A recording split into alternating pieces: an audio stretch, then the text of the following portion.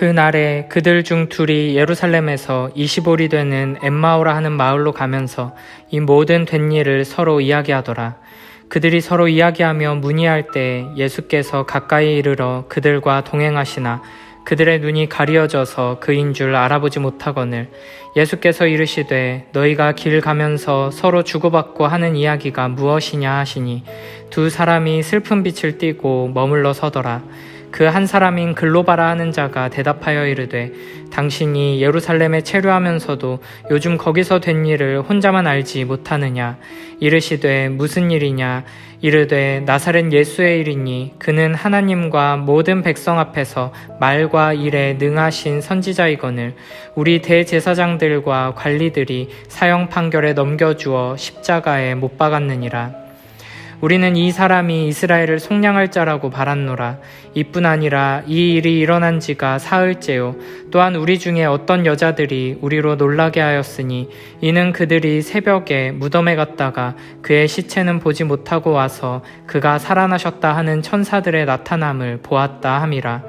또 우리와 함께 한 자 중에 두어 사람이 무덤에 가 과연 여자들이 말한 바와 같음을 보았으나 예수는 보지 못하였느니라 하거늘 이르시되 미련하고 선지자들이 말한 모든 것을 마음에 더디 믿는 자들이여 그리스도가 이런 고난을 받고 자기의 영광에 들어가야 할 것이 아니냐 하시고 이에 모세와 모든 선지자의 글로 시작하여 모든 성경에 쓴 바 자기에 관한 것을 자세히 설명하시니라.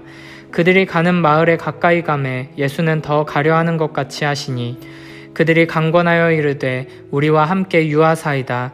때가 저물어가고 날이 이미 기울었나이다 하니 이에 그들과 함께 유하러 들어가시니라.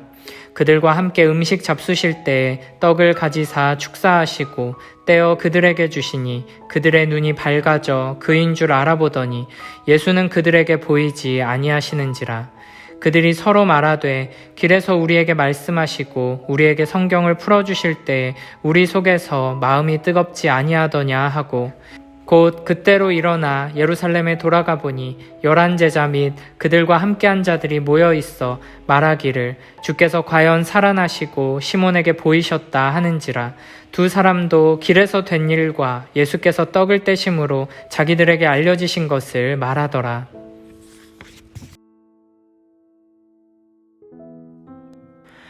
여자들이 빈 무덤을 목격하고 제자들에게 부활의 소식을 전한 그날에 예수님의 제자들 중에 두 사람이 예루살렘에서 25리 되는 엠마오라 하는 마을로 가고 있었습니다.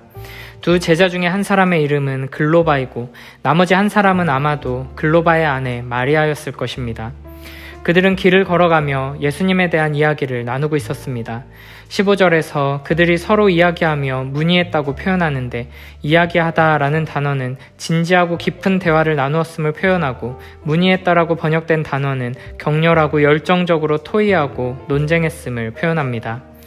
아마도 이들은 예루살렘까지 예수님을 따라오며 예수님께 큰 기대를 걸었지만 예수님께서 십자가에 달려 죽으시는 것을 보고는 큰 실망과 함께 충격에 빠져 고향으로 돌아가고 있는 길이었던 것 같습니다. 예수님과 함께 다니며 듣고 배우고 경험한 일들에 의하면 예수님은 하나님께서 보내신 메시아가 분명하고 놀라운 능력을 가지신 것도 확실한데 어떻게 저렇게 비참하게 죽을 수 있는지 도저히 이해할 수 없어서 여러 가지로 대화를 나누며 논쟁하고 있었습니다. 그때 예수님께서 그들 가까이에 오셔서 함께 길을 걸어가셨습니다. 하지만 이 두 사람은 눈이 가리어져서 예수님을 알아보지 못했습니다. 예수님의 죽으심에 대해서 슬퍼하며 예수님에 대해 열정적으로 대화를 나누면서도 정작 곁에서 함께 걷고 계시는 분이 예수님이라는 것을 알아보지 못하고 있는 것입니다. 예수님께서는 두 사람에게 무슨 이야기를 그렇게 심각하게 하느냐고 질문합니다. 이에 두 사람은 슬픈 빛을 띠고 머물러 섭니다. 그리고는 당신도 우리처럼 예루살렘에서 나오는 길이면서 어떻게 이 이야기를 알지 못하느냐고 되묻습니다. 그리고는 이렇게 말합니다. 나사렛 예수에 관한 일입니다. 그는 하나님과 모든 백성 앞에서 행동과 말씀에 힘이 있는 예언자였습니다.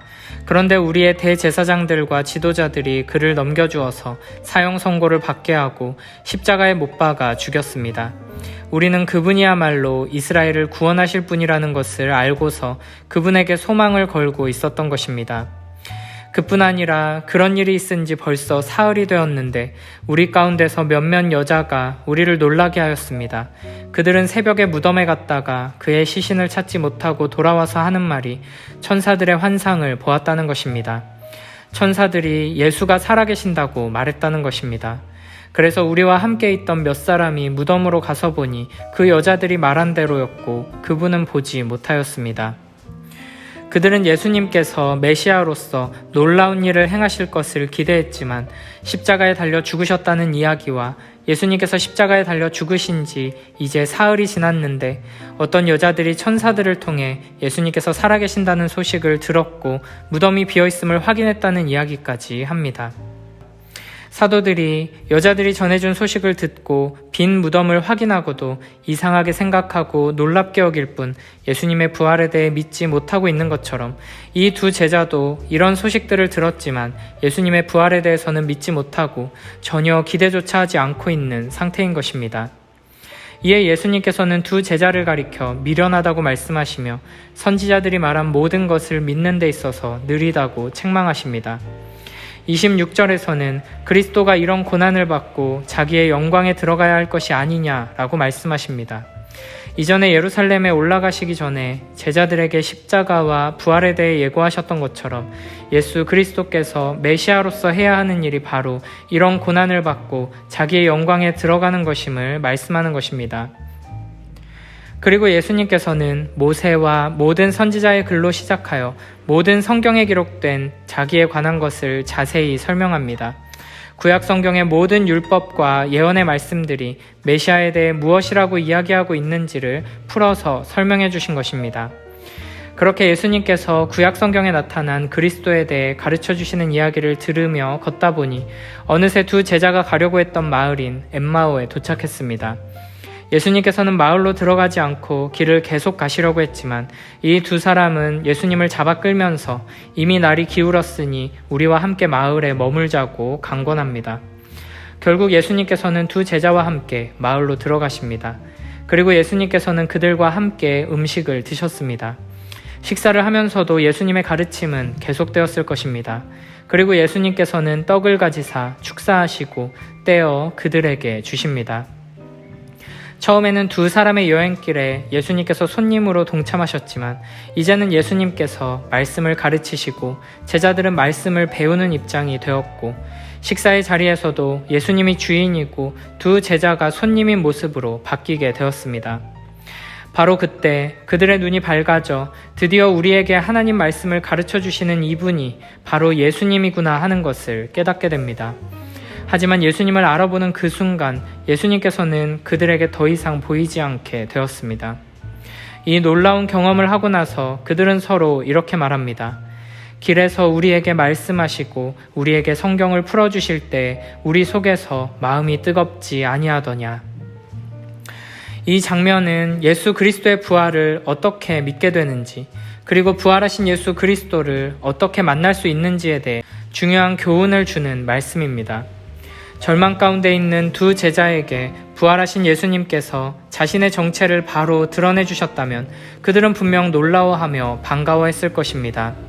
그러나 예수님께서는 그들의 눈을 가리셨고 하나님의 말씀을 가르쳐 주셨습니다. 이들에게 필요한 것은 기적을 보고 경험하는 것이 아니라 하나님의 말씀을 듣고 배우는 것이었기 때문입니다. 우리는 우리 눈앞에서 비참하게 죽으셨던 예수님께서 부활의 주님으로 나타나시고 영광의 빛 가운데 오신다면 모든 일이 해결될 거라고 착각합니다. 하지만 신비로운 기적을 경험하고 놀라운 일이 일어난다고 해서 구원에 이르는 참된 믿음을 가지게 되는 것은 아닙니다. 예수님이 죽음을 이기시고 다시 사셨다는 그 사실만으로는 충분하지 않습니다. 하나님께서 전능하시고 예수님께서 지금도 일하신다는 막연한 믿음만으로는 충분하지 않습니다. 그래서 예수님께서는 엠마오로 가는 두 제자에게 하나님의 말씀을 자세히 설명해 주시는 것입니다.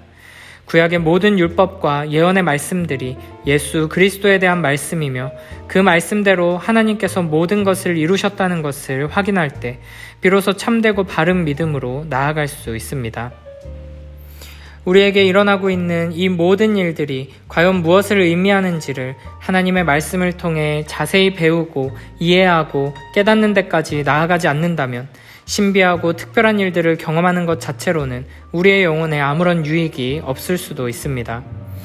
엠마오로 가는 두 제자의 이야기는 우리가 참으로 부활의 주님을 만나기 원한다면 우리는 더욱 부지런히 말씀 앞으로 나아가야 한다는 것을 우리에게 교훈합니다. 하나님의 말씀의 참된 의미가 자세히 풀어서 설명되어질 때 성경에 담긴 하나님의 언약과 율법과 예언의 말씀들이 선포되고 해석되고 적용될 때 그 말씀 안에서 우리는 부활의 주 예수 그리스도, 살아계신 우리 주님을 만나게 될 것입니다. 누가복음 16장에 보면 예수님께서 부자와 거지 나사로의 비유를 가르치셨습니다. 그 비유 속에서 지옥에 떨어진 부자는 아브라함을 향하여 내 형제들에게 나사로를 보내서 이 고통받는 곳에 오지 않게 해달라고 부탁합니다. 하지만 아브라함은 그들에게 모세와 선지자들이 있으니 그들에게 들을지니라 라고 답합니다.